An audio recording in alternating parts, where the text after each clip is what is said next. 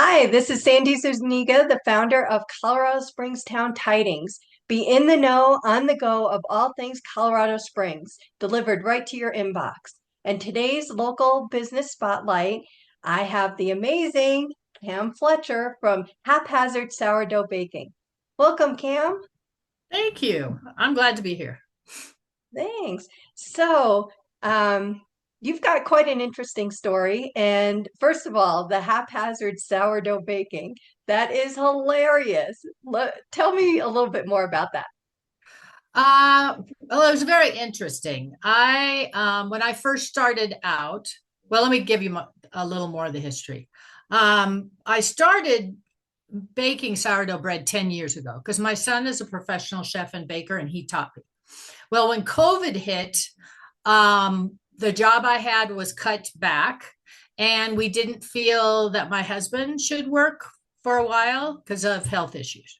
Okay, so I was like, I have to do something. And everybody for years had said, sell your bread, sell your bread, sell your bread. Well, I didn't want to spend all my time in an industrialized kitchen by myself or even my home kitchen making bread. I wanted to be with people. And I noticed that during COVID, community was the biggest problem, that Right. people were not having community.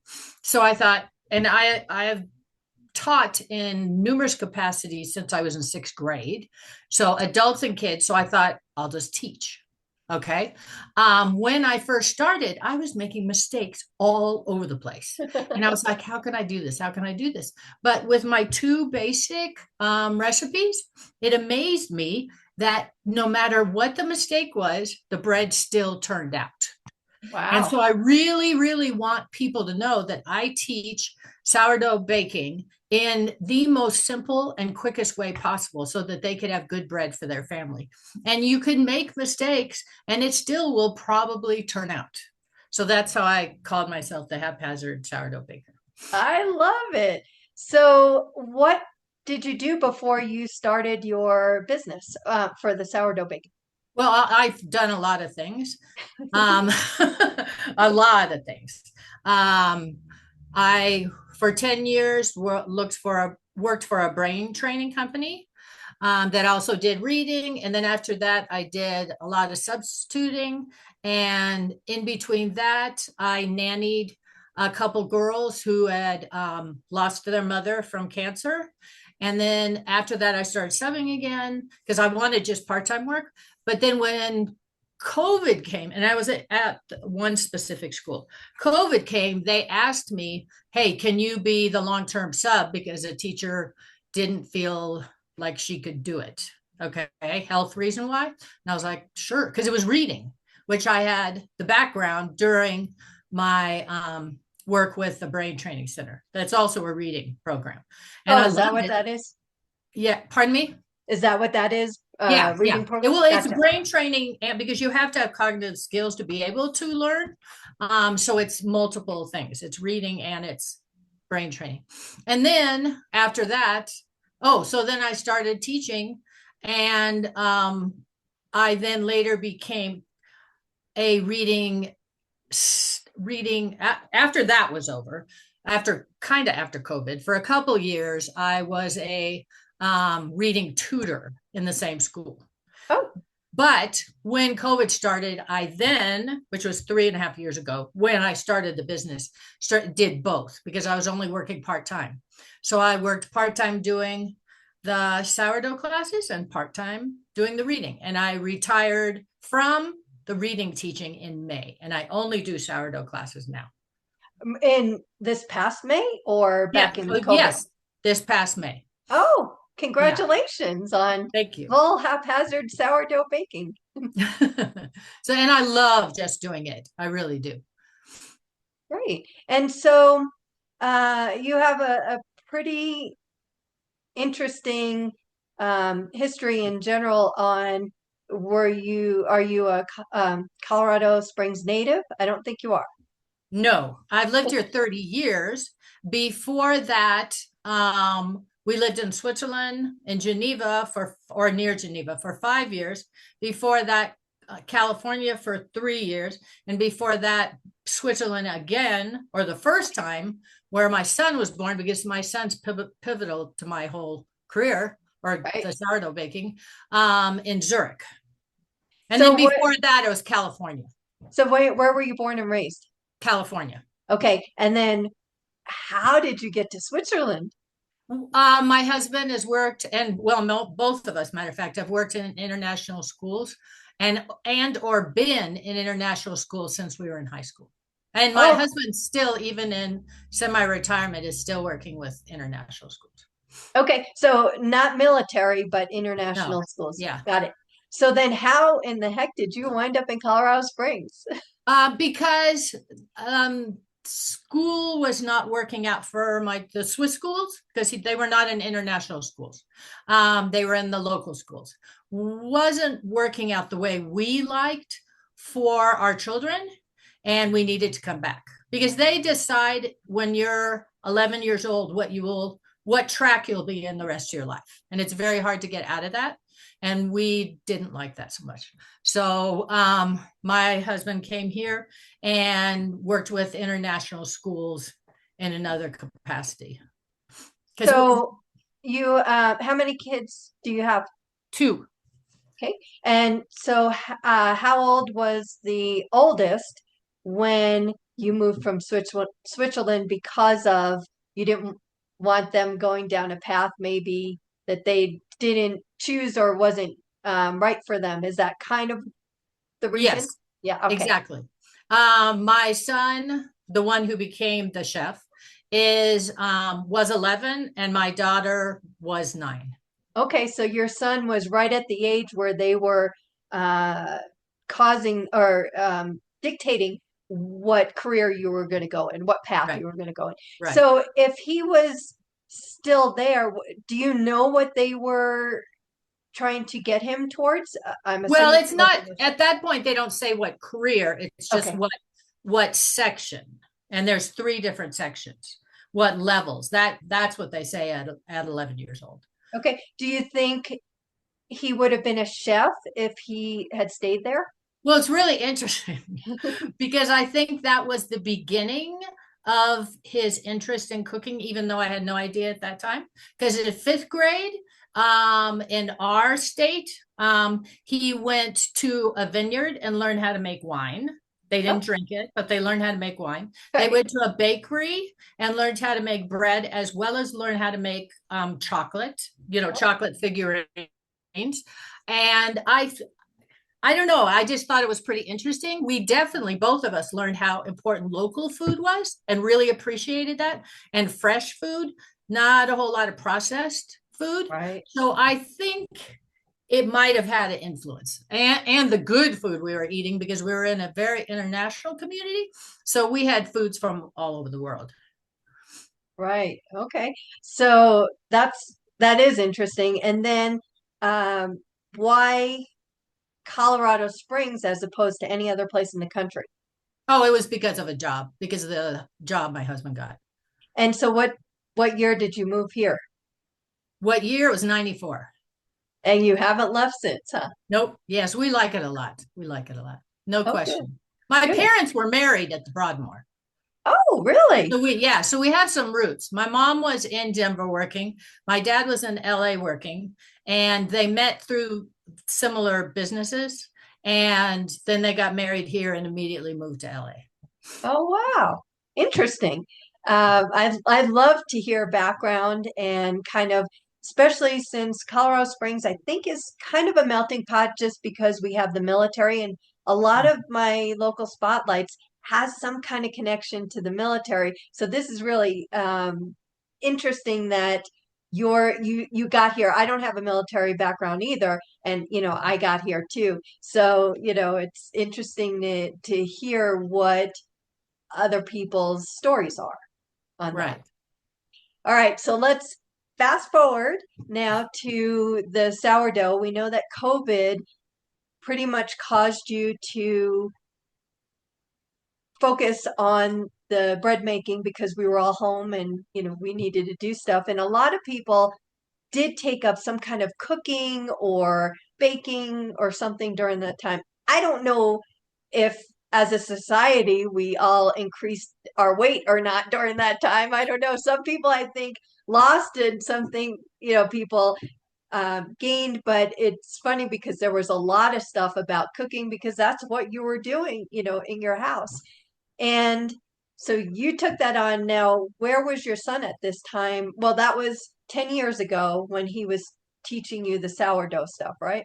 Right. And he was in Portland. And Portland. he worked for Ken Forkish, who has won numerous James Beard Awards for his books and his restaurants.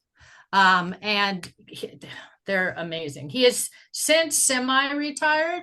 And it's funny because Dylan ended up working at many more restaurants. He worked there, and that's when he taught me how to do sourdough. But he also worked at restaurants. And then he moved to California for a couple of years and worked at more restaurants, went back to Portland. They didn't like California so much. Him and his partner, they didn't like it so much. And went back to Portland, and he's back at Ken's restaurant, and he loves it. Oh, wow. So he's back, yeah, he's back to baking sourdough, everything sourdough, pastries, laminated dough, you name it. Oh, wow. So, Yeah. and he's in Portland now still. Yes. Okay. Now you have a grandson that you just went to visit. Is that his son? No, that's my daughter's son. This is a really family run business. Okay. No, you can fill the tea here. Yeah, because yes, because Ollie, my grandson from my daughter and son-in-law, it helps me with the children's part of it because he's now almost 6 and he's been baking with me since he was 1. Oh, And so if you go to my Facebook or Instagram, you'll see a lot of pictures of Ollie baking through the years. My son-in-law love it. Made the website, taught me about social media, helped me with marketing, which he does marketing right now. My son's partner, Des, is a professional pastry chef. My daughter gave me Ollie, but also she has helped me with social media because that's brand new to me. Okay. Yeah. So, and then my husband helps me with finances, and he's the chief bottle washer. Okay. Usually we're the chief bottle washers and our CEO and the marketers and everything else in our own business. So I love that you've got a family that, is pitching in and helping and, really just helping you elevate to where you need, where you want to be, not where you need to be, where you want to be. Yes, It's all I'm about really lucky. choices. I couldn't have done it without them, but I also couldn't have done it without this community. Seriously, because I didn't know when it came to the business aspect, teaching classes, all the legal pieces. I didn't know had any idea how to do that, how to market in town. And people really came alongside me and still are helping me with that, which I really appreciate. This town is incredible that way. I agree. Just in Yeah. general, we all pull together, for anything, and I just love that. That's why Colorado Springs Town Tidings exists, because of the community. I wanted to bring the community in and then also the businesses and let them know there's a lot more out there than our own tunnel vision kind of, we all get in routines. We go from where we need to go and back and stuff. So this at least broadens them. And all right, so we were COVID, and you decided, okay, you still had a job, but you were going to do this on the side. And then last May you went full time.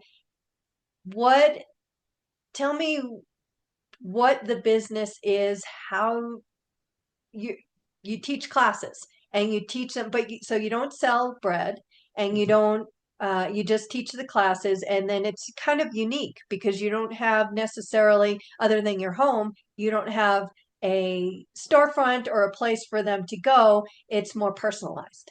Yes, it is personalized. They have a choice of having the class at my house or their home, or even I've done team building. Like I have a team building class with 15 people tomorrow, and Nice. that's with a local business. And that's going to be at their office because they have a kitchen at the office. Oh, So it can be anywhere. The reason I didn't want to go into a storefront, which I really looked at, I just felt they were kind of industrial, and then I'd have to raise my prices a lot more. even the least expensive. So I just, and people love having it at their home because then they can make a party out of it and have other food and things to drink. And that's worked out really good. And that wouldn't happen if you just came to an industrial kitchen in town. Right. If Right. there's anything, though, that I've learned during COVID is I never say no to anything. I So, agree with so you. that doesn't mean it's always going to be this way. I Right. now have only private classes because pop-up classes just didn't work, but maybe I'll go back to that. I mean, who knows? Right. Yeah, we know COVID taught us we never know what tomorrow's going to bring or, what's going to happen. So we kind of go with the flow. And if there's a need, we're here for them. Right, right. So the class tomorrow, just so people can get more of an idea, I love the fact of team building. And tell me a little bit about how you got hired for this. I mean, a lot of times businesses, I don't know if they do team building as much as, they used to back in the day, in our day. And so that's interesting. I'm glad that they are. And so how did they find you? How did they decide to do that as opposed to taking them out maybe to an obstacle course or something? You may not know that part. And then what type of business if you don't want to tell us the name of it, what type of business is it? Just so I'm interested. And then other people listening, if they work for that kind of company, maybe it's something that they would entertain or bring to their boss or something. Right. Well, this is a law firm. Okay. And what they wanted to have once a month start doing is have fun things just as a group. Sourdough, I'm very fortunate because sourdough is still very trendy. They found out about me through social media, but it's unusual, I'll tell you the truth, because even though I post twice a week, I would say 90% of my classes um, came from Google reviews and Google. Right. Because on the website, there's a contact form. They fill it out. How did you hear about us? It always says Google. So, and that again, thanks to my son-in-law. Right. Nice. Yeah. So, and I am out doing marketing all the time, meeting people. So I'd say, I met you yes, when exactly. you were So out. yeah, and I do. I think team building. I've done quite a few team building events. People just want to have fun. Yeah. And sourdough is so trendy. Why not do that? Some people want to do it, and I know this will happen tomorrow. Maybe half the class will just be there to have fun and make bread. And they know they will never continue with sourdough. But Right. the other half, and this happens a lot, really want to learn how to make sourdough and continue. And I definitely provide the avenue for them to be able to do that. Right. Great. I love that. And like I said, I love the team building aspect. So, few other things. Sourdough. Mhm.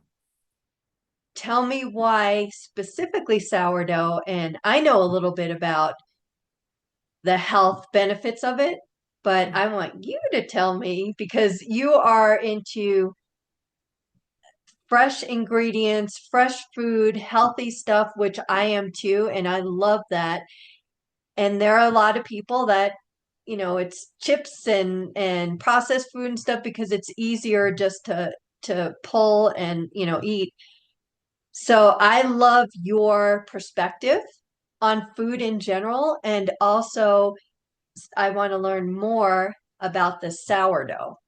Well, thank you. No, I really appreciate that. I love it when people agree with me on the health. Many times people are not keen on the fact that I try to eat pretty healthy. I just think the health of Americans has gone way down. I wanted to learn sourdough because of the prebiotic benefits it has. The health benefits are crazy. Diabetics could have sourdough if it's mainly whole wheat. You When you eat sourdough with a meal, it helps to also kind of like cling on, the bacteria clings on to the other vitamins that are in food and process them better in your body. There's just, it's good for your gut. There's so many things that are good about it. When I make my bread, it has 4 ingredients. If you go buy a loaf of bread in the market, it is usually 30. Right. And the gluten intolerance, I'm not talking about celiac, but gluten intolerance was not a thing until they started making baker's yeast or commercial yeast, because they not only did that, but they also cut down the fermentation from 8 to 12 hours down to 2 hours. And that doesn't break up the gluten in the wheat so that people can digest it. I mean, this is a funny thing, but it's true. Cows have 4 stomachs. They Oh, need, wow. yeah, they need that much digestion to be able to eat wheat off the stalk. Okay. Wow. Where we only have 1. Right. And to be able to handle the gluten, we need to be able to break that down in the fermentation process of sourdough bread. And I teach it an easy way. I don't want people to go be, intimidated by it. My time is very short in it. I mean, you feed the starter twice the day before, and that takes 10-15 minutes. Then the next day you spend an hour making the dough, but it's really only a half an hour hands-on. We're actually doing something. Then you could get dressed, eat breakfast, whatever. And then there's one little quick thing you do, rises all day, come home, you bake it. And that the whole time is 2 hours, but it's only 45 minutes to an hour of hands-on. Okay. And it freezes incredibly too. They say 6 months. I say more like 3 or 4 months.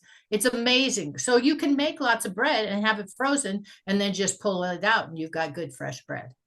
Right. What we do here is we slice it and then, any of our bread, and then we have the vacuum sealer.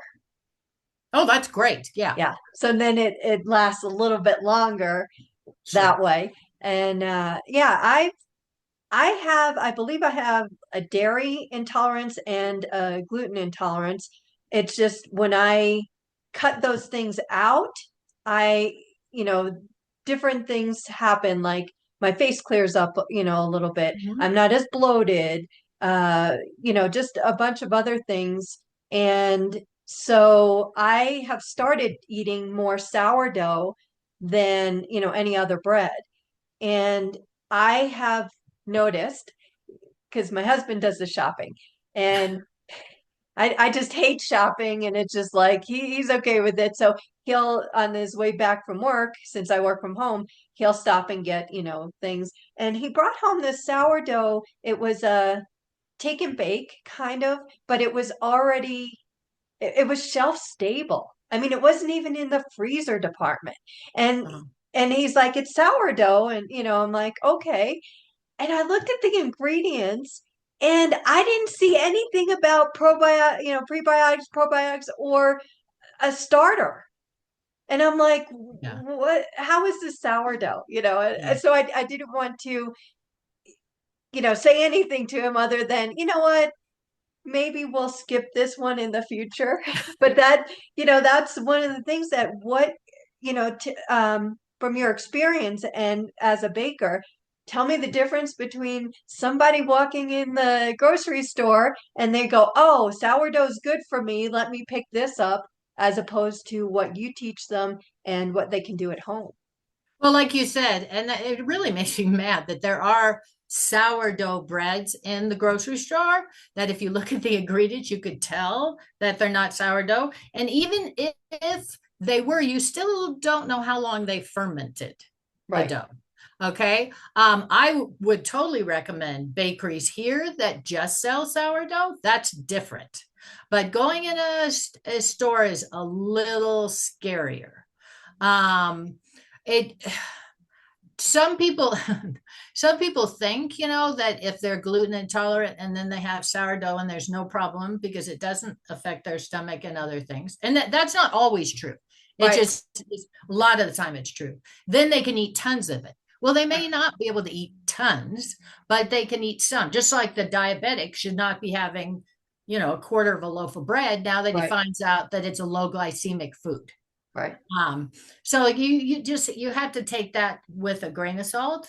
That's yeah, I just like the fact that the bread only has 4 ingredients, and that includes the starter, which is flour and water. So you could almost say that's 3 ingredients, and Right. that's it. And it's the bacteria in the air and the lactobacillus that's in the starter that makes it healthy and then does all those amazing things. But you do have to be really careful. You can't just buy sourdough bread and say, this is going to be good for me. Right. Especially when it's got to be shelf stable. I Right. mean, they've got to put preservatives in there. There's, no getting around that. Right. And And oh, that's another thing. I'm glad you brought that up again. Because the sourdough bread, that I make will last 5 days in a bag before you even have to toast it. I mean, even after 5 days, it will not mold or anything. right, After 5 days, you can then toast it. It's still great, but it lasts a lot longer because of that bacteria again, which is good for you. right. So I usually wrap it up and put it in the toaster oven and just warm it up so it comes out as if it's fresh.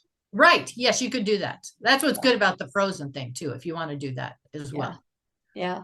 And sourdough bread making is really a way to make different breads or anything that's bread based. I mean, you can make pasta. I've made croissants, pizza, and I teach mostly, not all these classes, soft pretzels. In the kids, one of the kids' classes are sourdough Pop Tarts. Anything that is, flour based can be sourdough. We only have had um, the gluten, more of the gluten bread with the baker's yeast or commercial yeast for 150 years.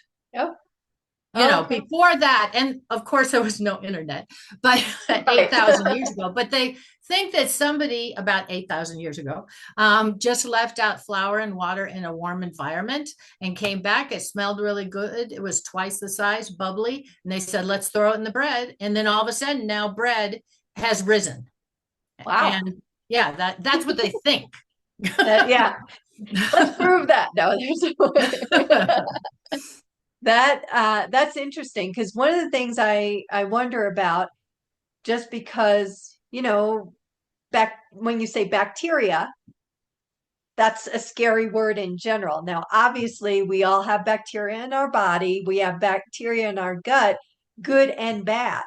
Mhm. And so, what we're trying to do is put the good bacteria in there. But what I get concerned about a little bit, and you can talk to this, is, and kind of similar with like kombucha and stuff. So if you have your starter and you're feeding the bacteria, do you have any idea on why is it a good bacteria and not a bad? I mean, if you let something sit out and it gets moldy and stuff, that's penicillin. But I always say, okay, we're growing penicillin, but you're not going to eat that. So, do you have any idea why putting that stuff in to make the starter is actually not going to be poison to us?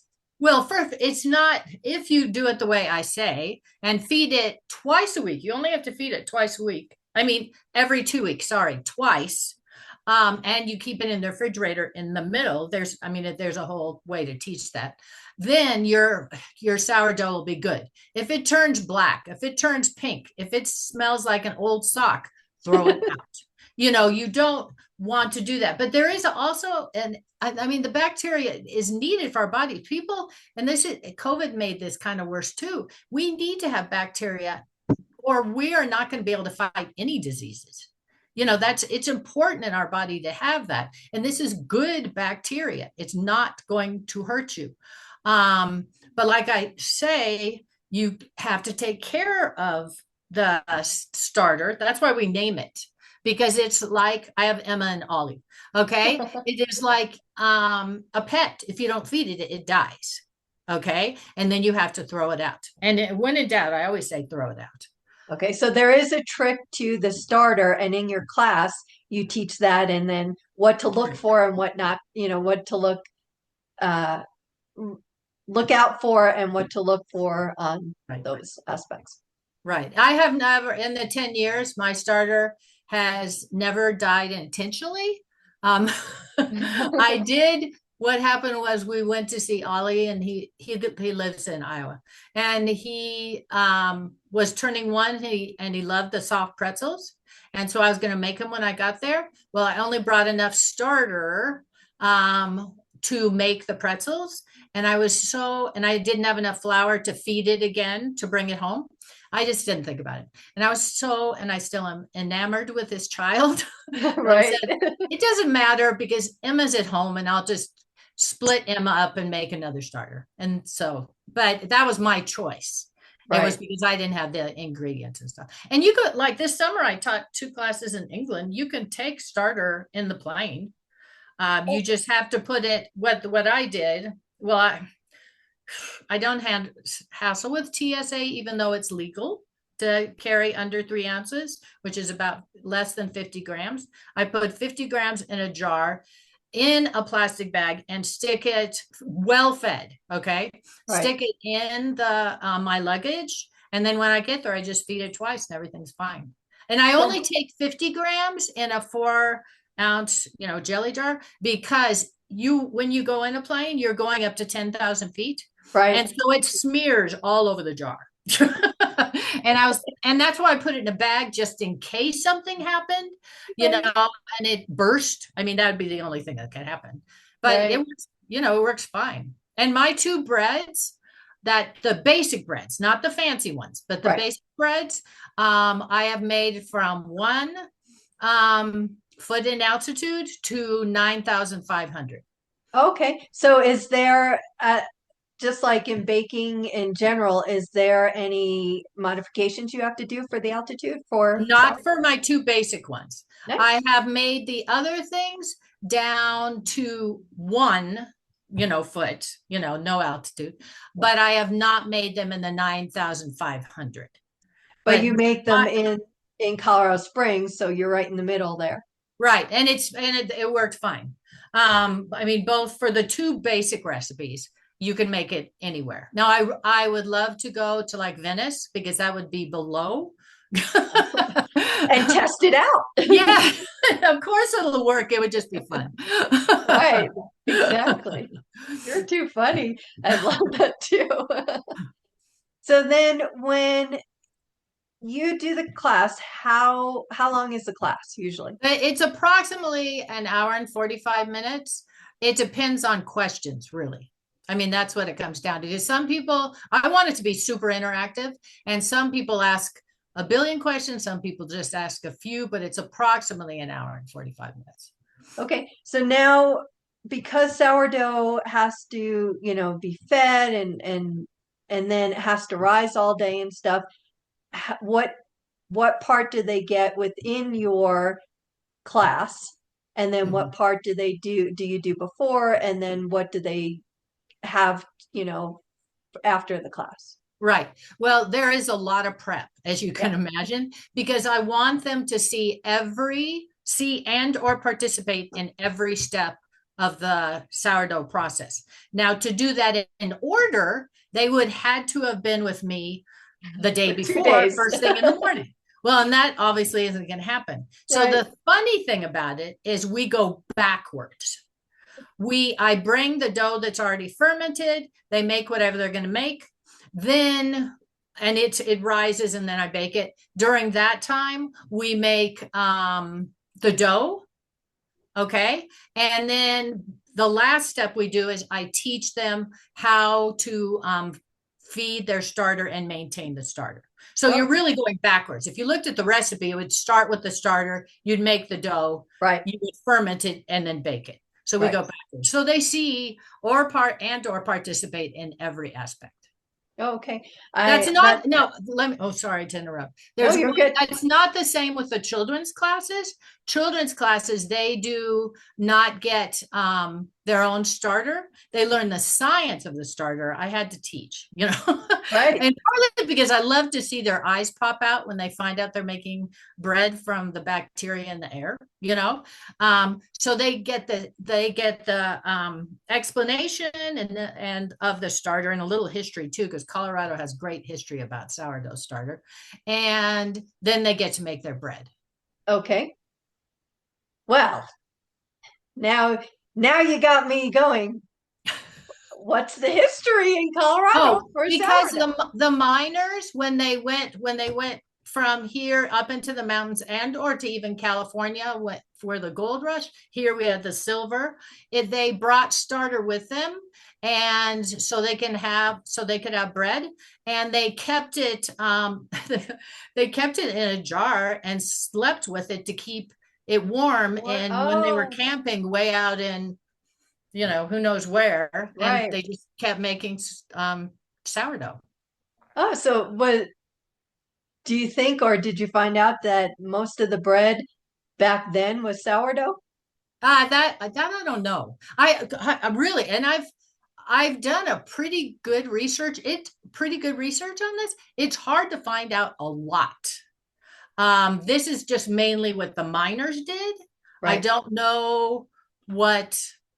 I mean, well, in some ways, because that was, oh gosh, was it the 1850s? No, no, early 1900s. I'm terrible in that. I don't remember. But if it was before 1850, they would have only had sourdough because Oh, okay. commercial yeast wasn't invented yet. Oh, right. Yeah. But And I think the mining, oh, I'm terrible. See, I went to a French school, so my American history isn't too good. And I forget when the miners did their thing. yeah, you know what? I don't want to put it out here in general because, people will get us, but I'm pretty sure 1890s-ish is Okay. kind of where we had a lot of Colorado Springs history. That's not when it started, but that's when, you know, um, Old Colorado City, some of the buildings were built and everything. But we had mostly miners come here. So at least in the Colorado Springs area and Cripple Creek and so we had a lot of that. So and I've looked for it for history for my Trivia Tuesdays, and you're right, I haven't found much, but now I'm going to have to look at, for another one for this coming Tuesday before, your spotlight article comes out to see if I can pull something for that. And, again, we had a lot of miners out here, so I'll have to see. But thanks for that history on that, Yeah. of what you know. Yeah, So it's pretty then, fun. yeah. So I love all the stuff you're teaching and baking. Actually, I just want to consume, so I need all of that stuff. I mean, you're saying pretzels, and I'm like, oh, and sourdough. And then my husband makes pizza every Saturday, homemade pizza. So he makes his own crust and stuff. And I'm like, oh, can we do sourdough in it? You sure can. So that's interesting. So you have kid classes and adult classes, and then do you have a mix? Oh yes, I've had lots of family classes. Matter of fact, it's fun. From I've had I mean, at least five 4 generation classes because I count the baby. Yeah. Yeah, a lot of families want to do it for reunions. People come from out of town and they want to do it. Nice. They do it for birthday parties. And so there are mixed classes, definitely. Nice. That is awesome. I've taught as young as 3, and I've taught her twice. She's pretty awesome. She was really cute, but on the whole, I start at 6. It Okay. depends.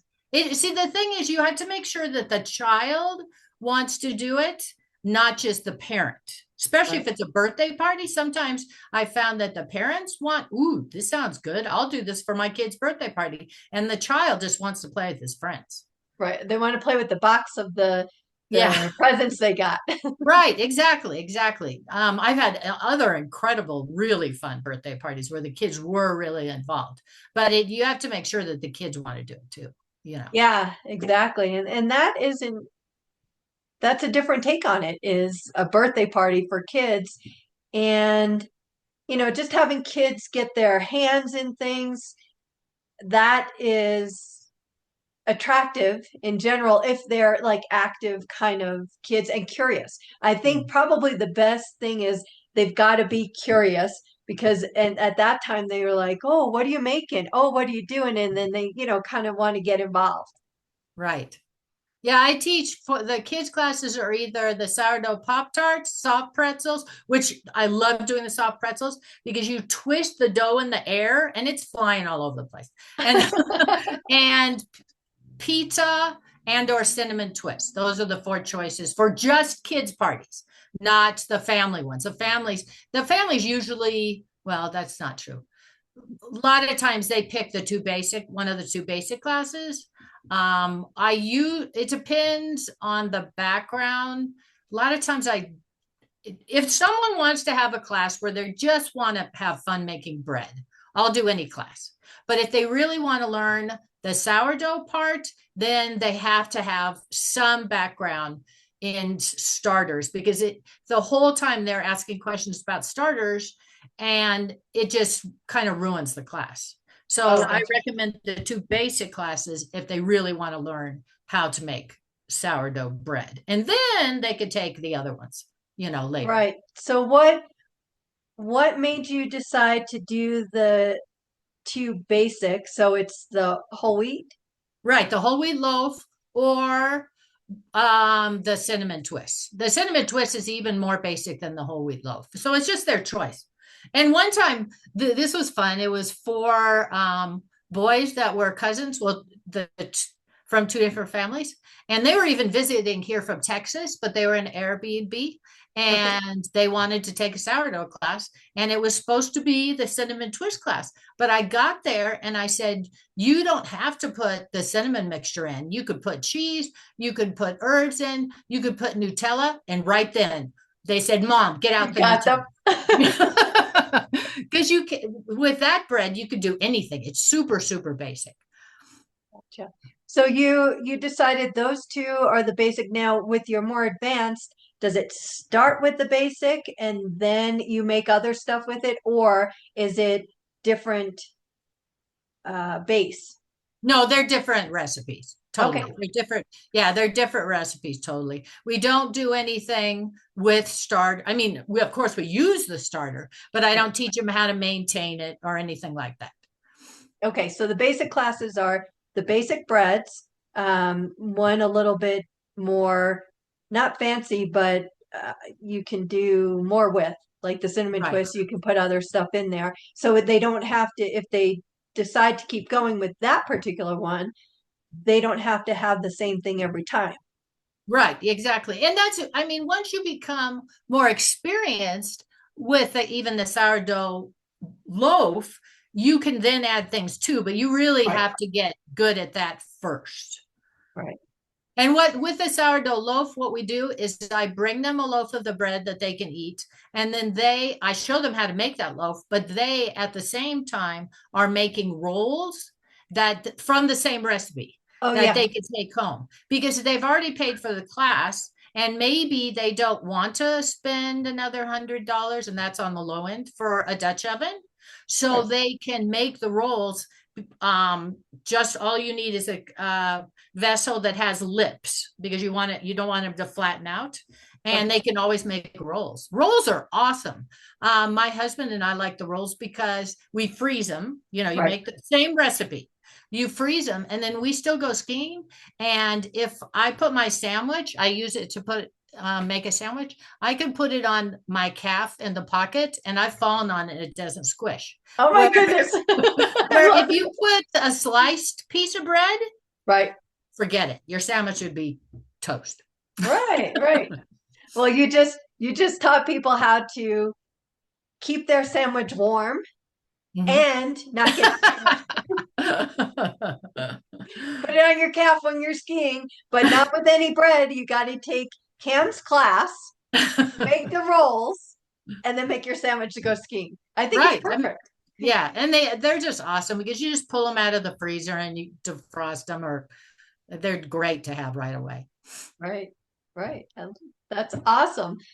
And just curious, how do you feed sourdough starter? With flour and water. Okay, so you just add that Yeah, and but that. there are certain amounts, Right, that you do it. There are certain times you do it.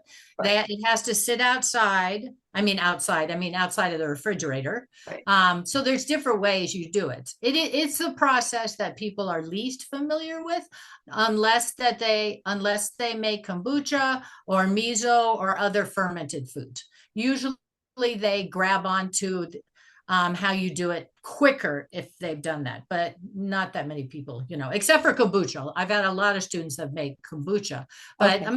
my son does that too. He makes miso. He makes what else does he make? Because whenever I go visit him, I Oh, get them. kimchi and things Yeah, like that. kimchi, all those kind of fermented foods, Right. and soy So, sauce. right. I wonder if I would have a harder time getting my starter to start because I already told you how cold I keep my house. No, it's okay because you can either put it when you want it to become active, put it in your microwave or your oven with the light on. You can do Oh. that. I don't know. Your house is really cold. I mean, I tell, like in my house, I put it above the refrigerator because at night the heat goes down, and it's hotter. You Right. find a hotter place in your house. Now in Colorado too, and when it gets really hot in the summer, I keep it in the basement, Okay. because it's cooler down there. Yeah. We don't have Mhm. air conditioning. It's Right. cooler. Right. Um, Exactly. but it's still very, very forgiving. I mean, the Okay, good. fact that my house is like 69 in the daytime and it goes down to 60 in the starter still turns out Right. it just shows how it's forgiving. But you Right. do, and there's other ways. People have used seed warmers for their starter that they put Okay. it in that. There's a lot of different ways. You could still do it. Okay, good.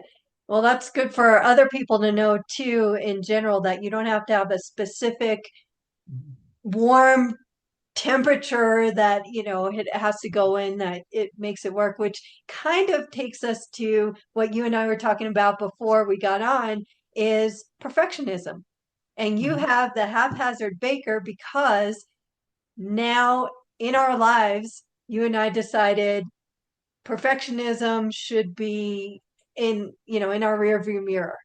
As we were growing up, as kids coming up, it was always we had to be perfect, and we couldn't do anything. We we delayed because it had to be perfect, and we know now in life things aren't perfect. So with your philosophy on the baking and what you see in society, let's talk about perfectionism and your sourdough class and your thoughts on that. Well, it that's it kind of breaks my heart because I see a lot of younger people, and at my age, almost everybody is, who just they think everything has to be perfect or they can't even try. And I've had many people in my classes or say, "Oh, I have to do it right. I have to do it right. There's no way I can make a mistake." And so I tell them all the many, many mistakes that I have made, and the bread still turns out. And you don't have to be perfect. I also provide support so they could ask up to 10 questions if afterwards, because I give them a lot of information and Right. they could forget things. I really write out the instructions very clearly, but still I want them to be successful bakers. I don't want them for it to be a stressful thing. I want it to be more of a therapy. And so I don't want this to be another one of their things where they have to do it perfectly. I have found that most of the professional sourdough bakers who are famous were geologists, scientists, or tech people. So, which explains a lot because there's so much science involved, but you Right, don't have to understand all that science. It's kind of fun, but you don't have to understand it. You can right, make it much more simply than they do it. Because there are a lot of books out there that you could pick up and go, I'm never doing this. This is right. way too complicated. I have to feed this starter twice a day. I don't have time for this. I don't, the temperature has to be right on the dough, et cetera, et cetera. And I don't want people to think that they have to do that. I want them to have fun Right. and to keep their family healthy. And you will be invited to every party in your town when you start making sourdough bread because they want you to bring the bread. I love that. So you go to a lot of parties, don't you? Well, yeah. Sometimes it's a bit overwhelming, but then Right, you have to learn to say no. right. But as far as the perfectionism in your class, it sounds like you guys have a lot of fun. And as you're doing things and, somebody goes, oops, I'm sure you hear that a lot. Oopsie. And then you come over and you guys make something awesome out of it, right? Right. You can't even, my recipes are so simple.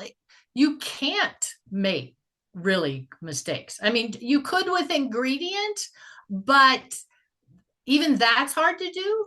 One time when I was first starting, I had eye surgery, and on this card, because I didn't have things memorized yet, there was for one batch and for two batches. And I already had the flour mixed for one batch, and I put the water in for two batches. And Oh. instead of just doing the math, I went Lucille Ball. I mean, I went crazy. I started throwing flour in. I mean, not measuring, just throwing, trying to get the tendency I wanted. And then I realized, I told everybody, they were just cracking up. And I told them, I said, this is not the bread you're going to eat anyhow. So let's just stop here. Okay. I just want to show you how to fold it later. Well, I folded it later, took it home because I don't throw anything away, baked the bread, and it was good enough to serve to guests. Interesting. I Yeah. can just picture, you know, you and Ethel in the kitchen and stuff and all this flour going around. No, that you really you can make mistakes, they'll start rolling the dough and I go, you don't have to do it that much, it's okay, just relax, because they think it has to look like the one I did. It Right. doesn't have to look, the one I did. I also like to use the word artisan a lot Yes. because to me the definition is baked goods that aren't perfect, Right. I and they love don't that. have to be perfect. This is your creation. Yeah. Right. Yeah, I've done things and, like a pie and I don't decorate and stuff. I mean, whenever I do anything, it looks like a 6-year-old did it. Not Ollie, not your 6-year-old, because I bet you his is much better than mine. But mine is just like, okay.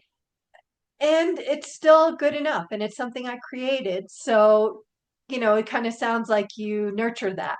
Yes, I really try to like the cinnamon twist because you do make it into a twist. Say no, it doesn't have to be, this twist doesn't have to be straight. It could be crooked. You could People have even taken it crooked and made it look like a candy cane. I mean, it doesn't matter. It's still going to turn out and it's still going to be good. Just have fun. Right. Well, great. And then just in general, can you give me a range of how much classes are? Somewhere between here and here. I would say between 40. Oh gosh, see, I can't remember the most expensive. I think it's 55. And $1 million. Yeah. That's for one class. I've had people that have wanted to put two classes together, and then we'd have to discuss that. It'd Right, be much longer. right. It's. Well, great. And what, let us know how people can get a hold of you. Well, just look up, you could Google Haphazard Sourdough Baker. I'm on Instagram, Facebook. Um, that my email is Kam Fletcher, Kam Fletcher at gmail.com. Those are probably the best What's your way. website? My website is haphazardsourdough.com, not baker, haphazardsourdough.com. Right.